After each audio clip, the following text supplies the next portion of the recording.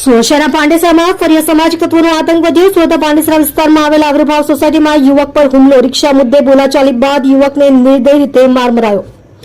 શહેરમાં અવારનવાર આવી ઘટનાઓથી લોકોમાં ભયનો માહોલ। અસામાજિક તત્વો પોલીસને જાણે ખુલ્લો પડકાર ફેંકી રહ્યા હોય તેવી સ્થિતિ। પાંડેસરા પોલીસની દ્વારા વાયરલ વિડીયોના આધારે આ અસામાજિક તત્વોની ધરપકડ કરશે ખરા એ જોવાનું રહ્યું।